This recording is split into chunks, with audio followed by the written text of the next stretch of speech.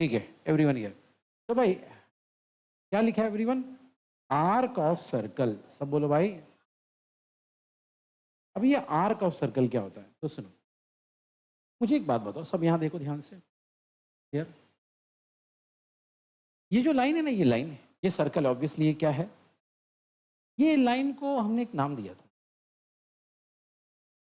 अरे ये लाइन को क्या बोलते हैं? ये टेंजेंट है, ये कॉर्ड है भैया, ये सिकेंट है। ओके, क्या फर्क होता है सर? देखो अगर कॉर्ड होता ना तो ये यहां से यहां तक में रुक जाता, बराबर। अगर ये कॉर्ड होता तो यहां से यहां तक में रुक जाता। अगर ये टेंजेंट होता क्या होता? तो भैया ये अंदर से कट नहीं करता बल्कि बाहर से टच करता। तो जो लाइन अंदर से जाती है उसको हम क्या कहते हैं? ठीक है भाई। अब एक इंपॉर्टेंट बात, सेकेंड करता क्या है सुनो। फिलहाल इस सेकेंड ने क्या किया, सब यहां ध्यान देंगे। भैया इस सेकेंड ने इस सर्कल को ध्यान से देखना दो हिस्सों में डिवाइड कर दिया है ना? एक बड़ा सा हिस्सा ऊपर है और एक छोटा सा हिस्सा। हाँ, इसी बात पे फोकस करने वाले हम लोग। सेकेंड ने हमारे सर्कल को दो पार्ट में, है ना? ओके, तो ये जो दो पार्ट है ना, एक पार्ट इधर है और दूसरा पार्ट इधर है। ये इन्हीं दो पार्ट को कहते हैं आर्क। ओके, तो याद रखना है एवरीवन, हमेशा एक सर्कल का छोटा सा हिस्सा जो होता है ना, ओके, उसको कहते हैं हम लोग आर्क। ठीक है, तो ये है आपका आर्क। ओके, चलो भाई, अब इधर आ जाओ, इस कहानी को ध्यान से देखो। ओके, मुझे बताओ फिर एक बार यहाँ पे सर्कल है क्या? यस। और फिर एक बार क्या हम लोग बोल सकते हैं ये लाइन? Very good. ओके, तो इसका मतलब है एवरीवन, ये जो सेकेंड है, ओके, इस सेकेंड की खास बात क्या है कि ये सेकेंड कहाँ से पास हो रहा है भैया? यस, और क्योंकि सेकेंड सेंटर से पास हो रहा है तो भैया ऊपर भी एक छोटा सा पार्ट आ गया, ये भी एक छोटा सा पार्ट आ गया। लेकिन इस पार्ट को नॉर्मली हम, सुना आपने एवरीवन, मतलब अगर सेकेंड यहां से पास हो, अगर सेकेंड यहां से पास हो तो इस पार्ट को और इस पार्ट को हम कहते हैं आर्क। क्या बोलते हैं? लेकिन अगर सेंटर, है ना, अगर हमारा सेकेंड, तब उसी पार्ट को और इसी पार्ट को हम, पॉइंट टू बी नोटेड। ठीक है, पहले केस में उसको आर्क नाम दिए। ठीक है, चलो भाई, अब इधर आ जाओ। कैसे नाम देते हैं हम लोग आर्क को? जब भी हम लोग आर्क को नाम देते हैं ना एवरीवन, तो याद रखना उस नाम के आगे पहले एक वर्ड लिखा जाता है। जैसे फॉर एग्जांपल मान लो यहाँ पे एक आर्क है, यहीं पे दिखा देता हूँ। ओके, मान लो यहाँ पे एक आर्क है, ये ए से लेके एक्स, एक्स से लेके बी, ये एक आर्क है। दूसरा आर्क क्या है भैया? ए वाई बी। तो नाम कैसे दिया जाता है? तो नाम कैसे दिया जाता है सुनो भाई एवरीवन, जब भी आप नाम दोगे ना तो याद रखना, ये ए एक्स भी आप कैपिटल में लिखोगे और आर्क आप, तो इसको पढ़ते हैं ऐसा, arc A X B, arc A Y B. लिखने का तरीका देख लो भाई। ठीक है, एक और एक चीज बता दो। ओके, हाँ, अब है ना एवरीवन, यहाँ पे तो यार, यहाँ पे जब दो आर्क बने, आपको नहीं लगा ऐसा कि सर ये आर्क थोड़ा छोटा है और ये आर्क थोड़ा, है ना? तो अभी ये बात भी सुन लो कि भैया जो आर्क छोटा होता है ना, तो उसको हम लोग नॉर्मली कहते हैं, ये माइनर वर्ड का मतलब क्या होता है? छोटा, है ना? और जो आर्क बड़ा होता है ना उसको कहा जाता है, सिंपल एवरीवन, छोटे आर्क को माइनर आर्क, बड़े आर्क को मेजर आर्क। ठीक है, चलो एक और एक चीज। ओके, जरा इधर ध्यान से, अब है ना, ध्यान से अगर देखोगे तो आपको पता चलेगा यहाँ पे ना एक एंगल बना हुआ है, देखो पी ओ क्यू। अब इस एंगल की खास बात क्या है पता है? देखो हर एंगल में ना, हर एंगल में बीच के बंदे को हम लोग क्या बोलते हैं? वर्टेक्स। पता है ना, जैसा भी ये एंगल पी ओ क्यू है, जहाँ पे एंगल होता है ना मेन, उसको कहते हैं, जैसे फॉर एग्जाम्पल इधर आ जाओ, ए ओ बी, वर्टेक्स कौन है? ओ। COD वर्टेक्स कौन है? तो जो बीच वाला बंदा होता है यहाँ पे एक्चुअली एंगल बनता है तो हम वर्टेक्स कहते हैं। ठीक है, क्या कहते हैं? ओके चलो, एवरीवन हियर। अब मेरी बात सुनो। अब इस एंगल में खास क्या मालूम है कि हमारा जो वर्टेक्स है ना, एंगल का जो वर्टेक्स है ना, वर्टेक्स खुद कहाँ पर है? हाँ, अगर कभी ऐसा हुआ कि किसी एंगल का जो वर्टेक्स है, वर्टेक्स ही कहाँ पर है? देखो यहाँ पे पढ़ना, सब लोग इतनी लाइन पढ़ना जोर से, फिर से, फिर से। अगर कभी ऐसा समझ में आया कि भैया वर्टेक्स ही सेंटर पे है, तो याद रखना उस एंगल को नाम दिया जाता है, बोलो जोर से। अच्छा एक और चीज, आपको नहीं लगता इस सेंट्रल एंगल की वजह से यहाँ पे एक आर्क बना है छोटा सा, और यहाँ पे एक आर्क बना है बड़ा सा? यही तो लिखा हुआ है कि लाइक सेकेंड, यानी सेकेंड की तरह सेंट्रल एंगल भी ऑल्सो, यानी भी डिवाइड द सर्कल इनटू। तो याद रखना इस बात को कि भैया एक सेकेंड कौन भी सर्कल को दो आर्क में डिवाइड करता है, और एक सेंट्रल एंगल भी सर्कल को। तो जो काम सेकेंड करता था ये, ओके चलो भाई। अब आगे की कहानी, आर्क का मेजर। पहली बात है फ्रेंड, इसको देखो, ये देखो यहाँ पे क्या लिखा है, मेजर। पढ़ते देखो कैसा है, एम यानी मेजर ऑफ एन आर्क। क्या बोलेंगे इसको? ऐसा पढ़ते हैं, measure of an arc AXB। सब बोलो भाई। हाँ देखो ऐसा पढ़ते हैं इसको, सब बोलो। याद रखना इस बात को। तो कभी भी ऐसा लिखा होगा M आर्क AXB, पढ़ने का कैसा? ठीक है, पढ़ने का भी तरीका मालूम पड़ गया अपने को। Okay everyone here. अब है ना एवरीवन, कुछ छोटी छोटी बातें हियर। सबसे पहले इस डायग्राम को ध्यान से देखो। ओके, तो इस डायग्राम को ध्यान से देखोगे तो आपको पता चलेगा measure of minor arc. Minor arc कौन है यहाँ पे? APB is equal to the measure of the central angle. इसका मतलब एवरीवन याद रखना इस बात को बहुत अच्छे से, इसका वैल्यू अगर 30 है और आपसे पूछा गया बताओ इसका एंगल कितना है, इसका वैल्यू कितना है, 30। क्योंकि यहाँ पे क्या लिखा है, मेजर ऑफ माइनर आर्क, यानी यही ना? क्या किसी को लग रहा नहीं सर ये माइनर है? नहीं ना, major of minor arc equal होता है किसको? सर करस्पॉन्डिंग के सेंट्रल एंगल क्यों बोला है कि भैया अगर ये माइनर आर्क है तो उसके सामने वाला सेंट्रल एंगल। समझ में आ रहा है? ओके, कल को अगर मान लो कहीं कहानी ऐसी हो जाए, ये माइनर आर्क है उसके सामने वाला, बात समझ में आ रही है? ये बोलना चाह रहा हूं। ठीक है, तो फिर एक बार एवरीवन याद रखना इस लाइन को, सब लोग ये लाइन को याद कर लो जरा जल्दी से। ठीक है सब इधर, एवरीवन हियर। हाँ तो भाई याद रखना, अभी मुझे बताओ यहाँ पे ये कौन है हमारा, और ये कौन है हमारा? और अगर आप देखोगे सेंट्रल एंगल की वैल्यू कितनी दी गई है? थीटा। क्या दी गई है?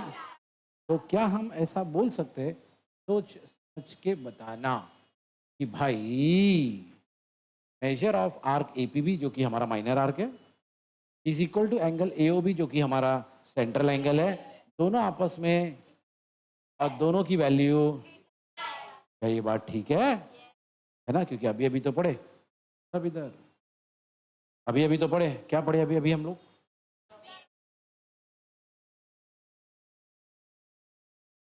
ये आपका माइनर आर्क है, ये आपका सेंट्रल एंगल है, और दोनों आपस में इक्वल। अब एक की वैल्यू 30 है तो दूसरे की वैल्यू 30 है, एक की वैल्यू 40 है तो दूसरे की वैल्यू 40 है, एक की वैल्यू थीटा है तो दोनों की वैल्यू। ठीक है चलो। अच्छा अभी एक बात याद रखना, ओके, कभी भी याद रखना, अभी ये सीन देखना जरा बराबर, मैं बता रहा हूँ इसको बहुत अच्छे से देखना। देखो हमको मालूम है ये हमारा माइनर आर्क है ना, और बचा हुआ हिस्सा हमारा। तो आपको नहीं लगता है मेजर आर्क और माइनर आर्क को अगर मैं प्लस करूं तो पूरा, है ना, पूरा, ठीक है। लेकिन हमको एक बात मालूम है कि सर्कल का वैल्यू या सर्कल का मेजरमेंट हमेशा 360 डिग्री होता है। बात को पकड़ो अभी ध्यान, एवरीवन हियर। फिर एक बार बात को अच्छे से, भाई ये हमारा माइनर आर्क है और दोनों मिलके सर्कल बनाता है, दोनों मिलके। और हमको मालूम है कि सर्कल की वैल्यू मतलब दोनों को प्लस करूँ तो ठीक है, तो कॉमन सेंस क्या मैं ऐसा बोल सकता हूँ, measure of minor arc plus measure of equal to 360 degree. क्या ये बात सही होगी? मेजर ऑफ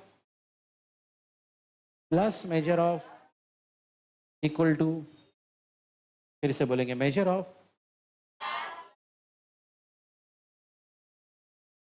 अच्छा ऐसा बोल सकता हूँ क्या, मेजर ऑफ पहले मेजर आर्क प्लस फिर minor arc is equal to, है ना? फिर भी बात होगी, अब भाई इन दोनों को प्लस करो या उन दोनों को प्लस करो, पहला कौन आएगा इससे कोई फर्क, बराबर। अच्छा अभी एक और चीज, क्या हम इसको ऐसा बोल सकते हैं, measure of major arc, okay चलो मैं लिख के बताता हूँ, ओके सोचो, हमने ऐसा लिखा है यहाँ पे, measure of major arc plus measure of minor arc, और आपने कहा इज इक्वल टू क्या होता है, तो क्या इसी फॉर्मूले को ऐसा बना सकते हैं? सोच के बताओ, मैं इसको यहीं रखता हूँ, इस बंदे को वहां लेके जाता हूँ।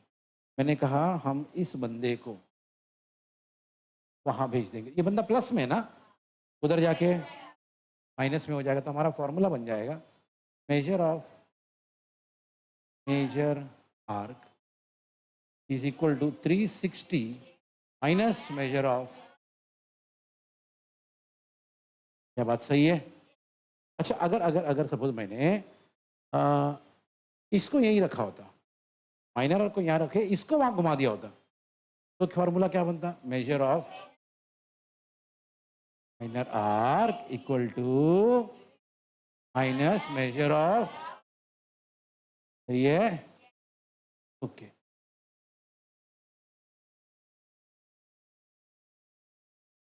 इन्हीं तीनों में से एक फॉर्मूला देखो यहां पर है, ये देखो क्या लिखा है भैया, मेजर ऑफ इक्वल टू, यही फॉर्मूला तो हमने भी बनाया था ना, इन्होंने एक बनाया, हमने तो तीन तीन बना दिए, ठीक है।